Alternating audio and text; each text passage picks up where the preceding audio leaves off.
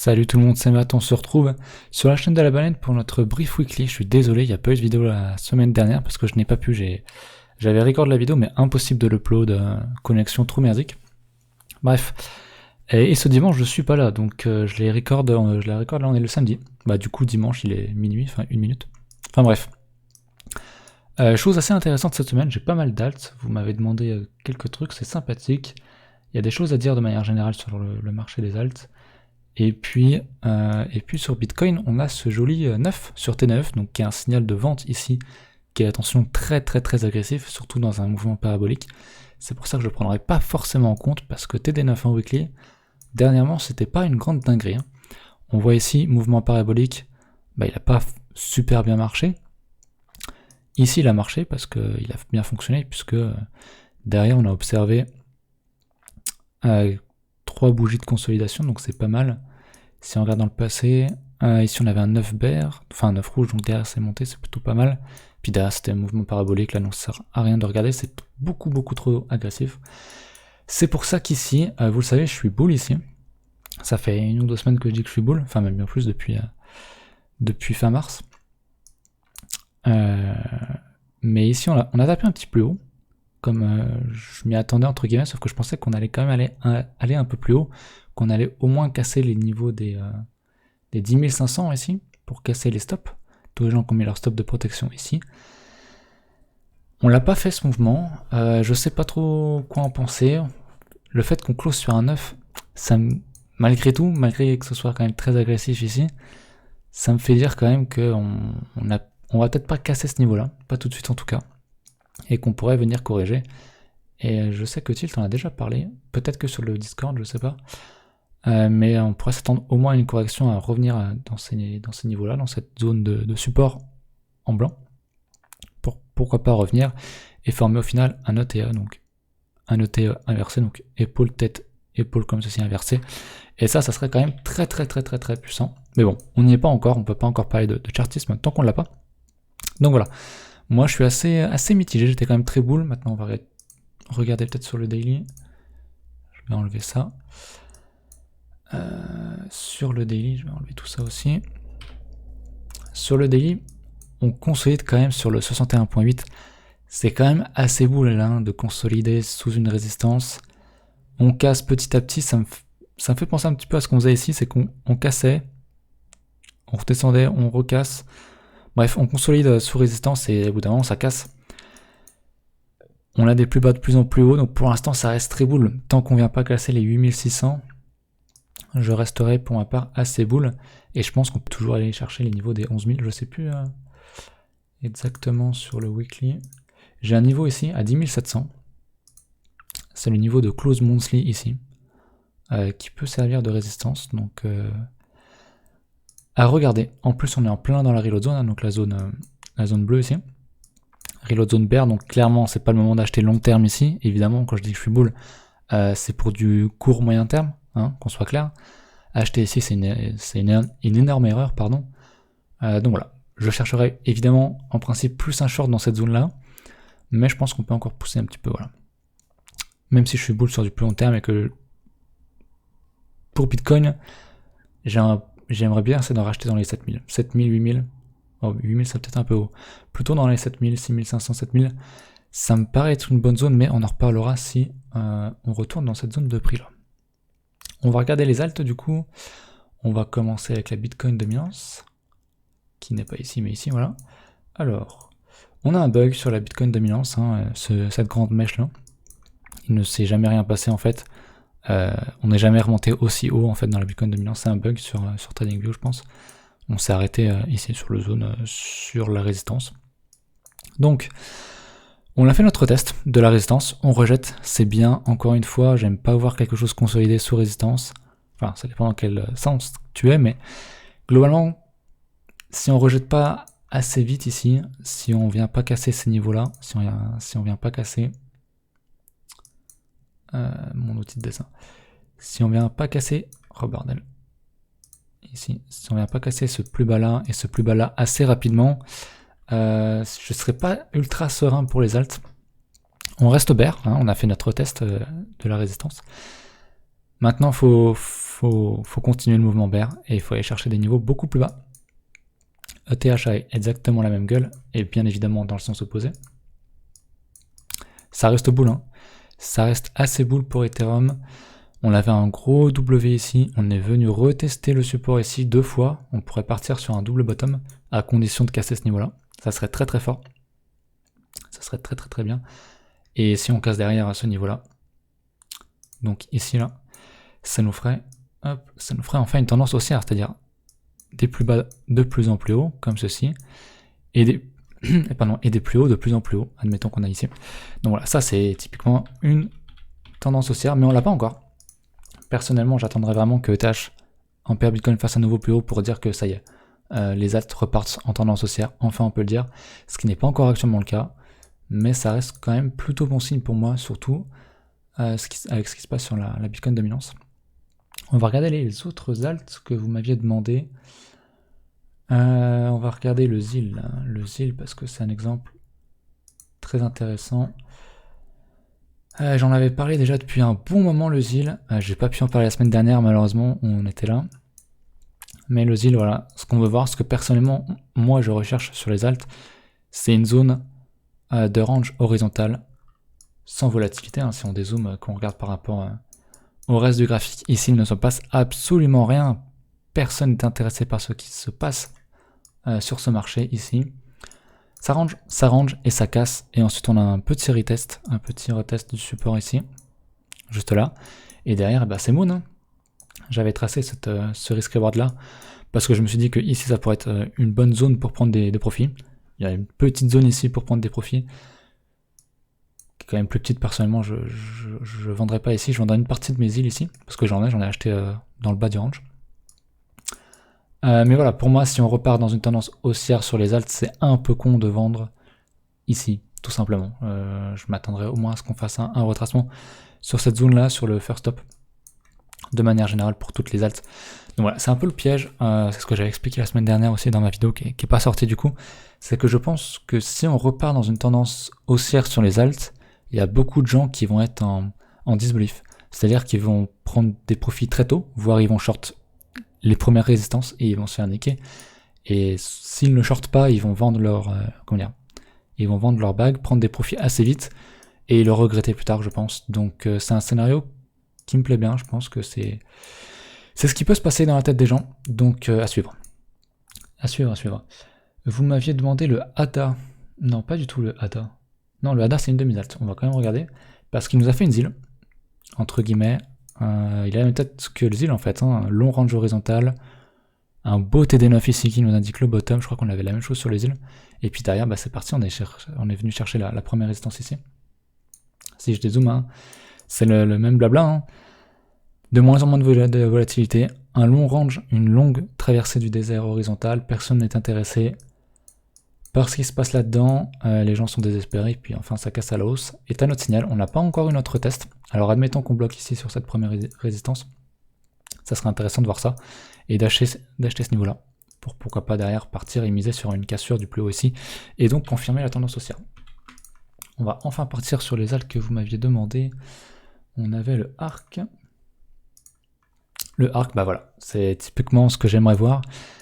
Sauf qu'il est un peu plus dégueulasse parce que j'aime pas toutes ces mèches quand même, malgré que ce soit un projet qui fondamentalement est bon. Ah bah tiens, un 9 ici, qui nous indique un petit bottom. J'aime pas toutes ces mèches d'accumulation. Alors c'est bon signe d'un côté, s'il y a du volume, j'ai pas le volume là. C'est ça que je regarde pas souvent, j'aime pas trop regarder les volumes sur les alts. C'est tellement pipé que bon, ça vaut ce que ça vaut. Mais globalement, encore une fois, si tu dézoomes, il y a personne qui est intéressé pour faire du business ici.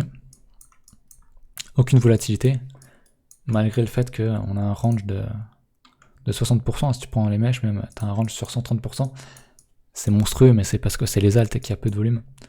Mais là voilà, on a un range intéressant, un bon signal serait de casser ce range, de faire ça en clôture, et idéalement tu reviens sur le support et tu achètes le support, et pareil, tu cherches à faire un nouveau plus haut, et à instaurer une tendance haussière. Enfin une tendance haussière sur les alts. On a le Wing.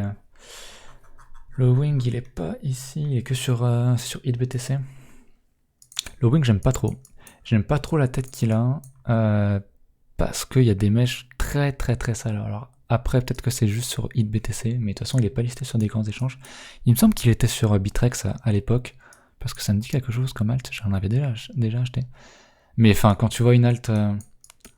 alors encore une fois, tu as un petit range ici en mode traversée du désert, sans volatilité, sans rien. Mais enfin, quand tu vois des mouvements comme ça, moi ça me donne vraiment pas confiance. C'est typiquement le shitcoin de base, quoi. Donc ça peut être intéressant dans une stratégie de portefeuille d'avoir, je sais pas, 0,5% d'un truc comme ça. Après, je connais pas, mais quand je vois la gueule de la charte, j'ai aucune confiance. Regardez-moi toutes ces mèches. On va regarder ça. Il y en a quand même pour 700% sur cette mèche. C'est une dinguerie. Il y a des gaps en plus, des gaps en weekly. Je crois que j'ai jamais vu ça sur les cryptos, sans déconner. Des gaps en weekly. Ouais, non, personnellement, j'aime pas la gueule qu'il a. Donc, pas grand chose d'autre à dire. C'est ce qu'il nous a fait un double TD9 ici. Mais les risques line étaient assez éloignés, donc j'aime pas trop ça. J'aime pas la gueule qu'il a. Très franchement, je saurais pas trop quoi te dire, si ce n'est qu'on peut tracer un range à peu près comme ça. On le casse, on est en train de casser ce range à la hausse. Mais voilà. Quand même, ça me dérange. Il a pas une bonne tête pour moi, donc j'aime pas trop ça. Voilà. Algo, j'en ai de l'algo. Hop. Algo très intéressant au passage à hold sur Binance, parce qu'il a un haut taux de rendement sur le stacking. Je crois que c'est un des plus élevés, enfin, quand j'en ai acheté en tout cas, je crois que c'est du 20% annuel, donc c'est assez monstrueux. Donc, le algo, il nous a fait un plus bas. Je vous rappelle que début janvier, je l'ai quand même pas mal chill, parce qu'il nous avait fait un beau W, comme ceci, avec un close au-dessus de la mèche d'avant, donc c'était très très bon signe. Mais fuck it, il a décidé de nous dire merde, et puis de faire un nouveau plus bas, pour chasser les stops des bears, pour faire peur aux bears, et tout de suite derrière, il réintègre.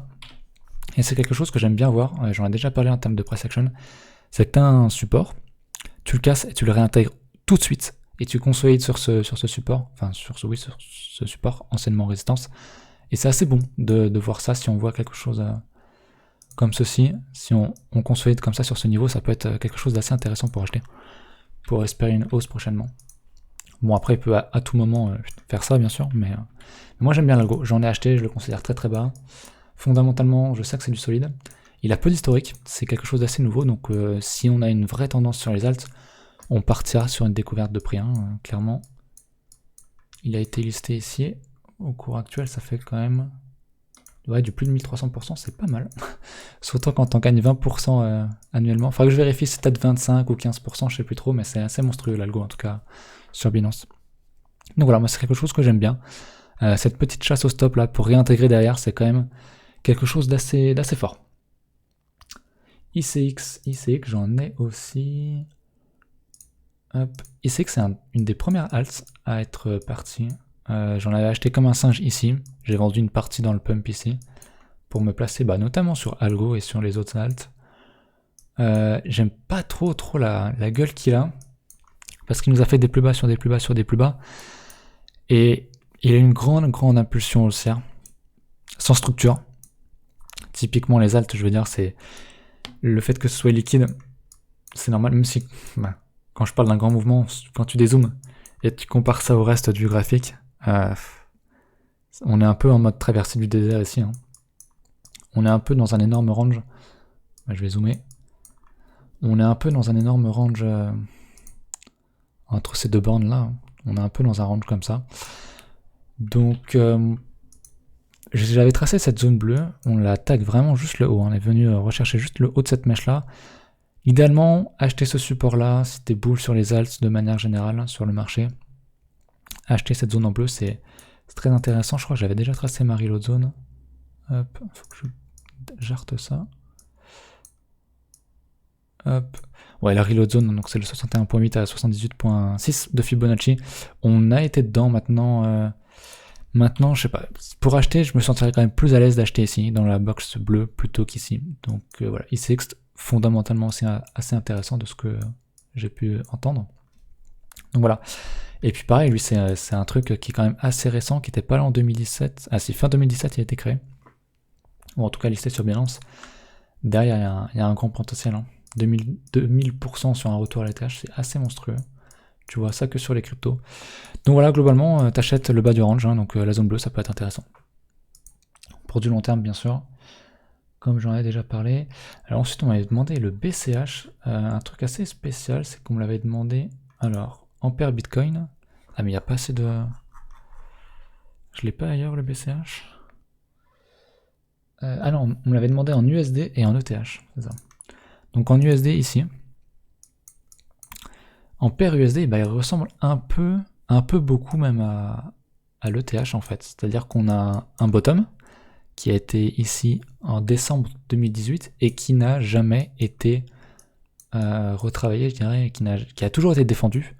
Ce long support là, c'est pas forcément spécialement bon de voir 3 fois un retest d'un support. Vous savez que plus on reteste un support ou une résistance, plus il a de chances de casser. Et donc c'est pas très bon de voir ça. Maintenant, en termes de price action, comme j'ai dit juste avant, ici on était donc sur le support 2 fois. Là on l'a bien cassé, on a bien cassé tous les stops des gens ici. On réintègre derrière, on range sur ce support. En termes de price action, ça peut être quand même assez intéressant maintenant. Le fait qu'on ait touché 3 fois le support, c'est quand même pas hyper bon. Personnellement, ça me met pas super à l'aise. En plus de ça, le Bitcoin Cash, je le considère comme un shitcoin. Fondamentalement, désolé s'il y a des fans, c'est de la merde, créé par quelqu'un que je n'apprécie pas forcément plus que ça, donc c'est pas quelque chose que j'achèterais, déjà, premièrement. Maintenant, ça peut être un bon asset pour se hedger face à Bitcoin ou à d'autres cryptos. Donc voilà, globalement il a la même tête que ETH, et on va le voir d'ailleurs sur la paire BCH-ETH parce que le truc vaut 1, et c'est assez étonnant entre guillemets, mais c'est assez logique derrière. Donc Bitcoin Cash, je peux pas dire que je suis pourri, je suis sur le long terme, même si le marché des cryptos monte, BCH n'échappera pas au truc, hein, tout va monter.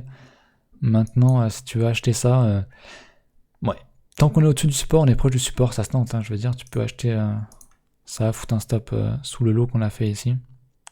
Même un peu plus large si tu veux, te mettre là, et pour du long terme c'est quand même pas mal. On a une résistance ici qu'on n'est pas venu rechercher. Cette petite zone là, ça peut être une bonne target, ça te fait du quasiment 3 de risk reward, c'est pas mal. Mais bon, si t'es là sur du long terme, tu vas pas vendre la première résistance venue comme je l'ai expliqué juste avant. Du coup, BCH, ETH, ce que je disais, c'est assez intéressant parce que le truc vaut 1. Ça veut dire que en fait BCH et ETH ils ont la même gueule en fait. Ils ont vraiment la même gueule. Alors cette charte là, je sais pas trop comment l'interpréter, si ce n'est qu'on est dans un espèce de range infini. Hop. Je sais pas si c'est forcément bien de tracer un range comme ça. Je sais pas trop où mettre la borne haute, mais ouais, ici ça me gêne un peu. Admettons comme ça, on est dans un espèce de range, alors je saurais pas trop quoi vous dire. En fait, je suis assez étonné qu'on me demande de regarder une paire en ETH, parce que les seules paires en ETH que je regarde, c'est les airdrops, donc vraiment c'est la masterclass des shitcoins. Et ouais, je sais pas, pour Bitcoin Cash, c'est quand même une grosse halte, même si je l'aime pas, c'est quand même un truc assez solide. Enfin, en termes de volume. Donc je saurais pas trop trader ça, je vous le dis très honnêtement. Regardez les alts en paire ETH, c'est pas quelque chose qui m'intéresse énormément. On a un 9 là qui est en train de se dessiner. Non, on a un 8, pardon. On est proche du bottom, ouais, donc ça peut être une bonne chose d'acheter si t'es bull sur Bitcoin ETH, sur Bitcoin Cash ETH, qui est une paire assez étrange pour moi. Pour moi, les paires ETH, ça se traite pas ça se regarde juste sur les airdrops parce que des fois, il n'y a même pas de paire en BTC en fait ou en USDT. Donc ouais, c'est pour ça que je regarde les paires ETH. Mais là, très franchement, ça m'inspire rien. En fait, si ce n'est qu'on ouais, on est à 1 quoi, parce que les deux charts se ressemblent énormément. Mais très honnêtement, pas grand chose d'autre à dire, donc on va passer à la suite. Ah oui, on avait un autre shitcoin qui était même pas sur TradingView. Oula. C'est le Kanya Coin que je ne connais évidemment pas du tout. Qu'est-ce que c'est que ce truc? Bon, quand je parle de shitcoin, hein, voilà, typiquement en une semaine, on a fait un move. On peut pas prendre... Ah si, on peut faire ça. On a fait un move de 3200%. Donc ça, c'est masterclass de shitcoin aussi. Hein. Faire une analyse technique là-dessus, c'est assez compliqué parce que le truc est quand même assez récent. Il est là depuis early 2018. il fait des plus bas sur des plus bas sur des plus bas. Tu peux pas analyser ça sérieusement, tu peux pas avoir de structure. T'as des mèches de 3000%, je veux dire. C'est compliqué d'acheter un truc comme ça quand même. C'est très très très compliqué. Maintenant, si on essaie quand même de chercher une structure,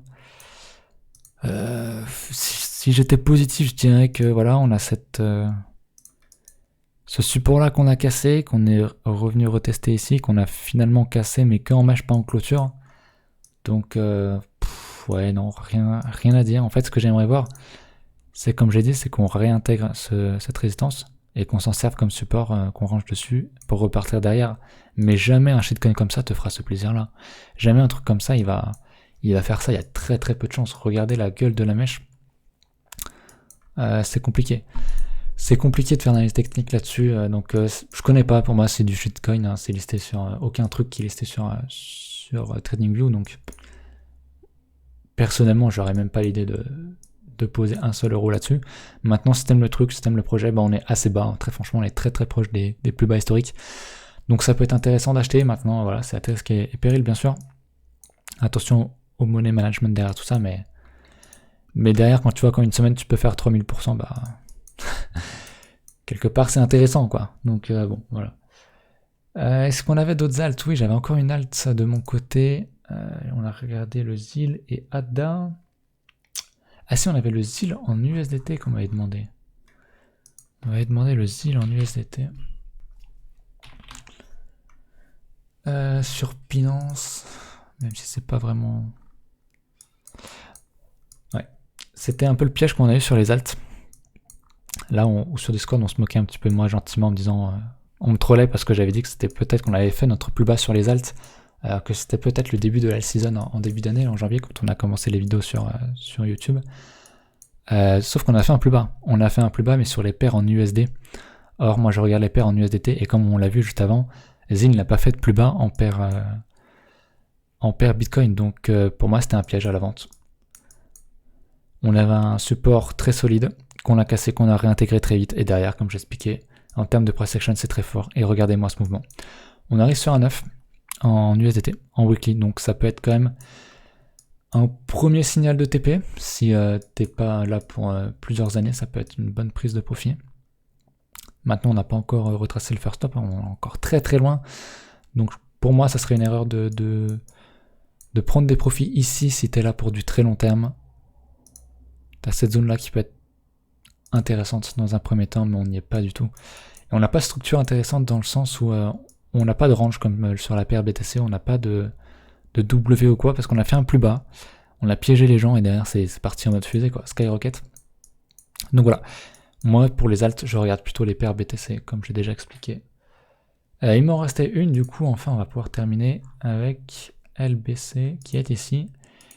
Je crois que j'en avais parlé la dernière fois. Ah oui, c'est moche, c'est moche, c'est moche. On a un grand W sur une volatilité assez monstrueuse, hein, sur du 500%. De toute façon, ce truc-là n'est listé que sur Bittrex. Il y a globalement, voilà, on est sur un range de 400%, de 500% même, et on voit que ça ne bouge quasiment pas. Il n'y a quasiment pas de volatilité actuellement. Et quand on voit ce qu'il a fait, ce truc-là, en 2017, c'est monstrueux.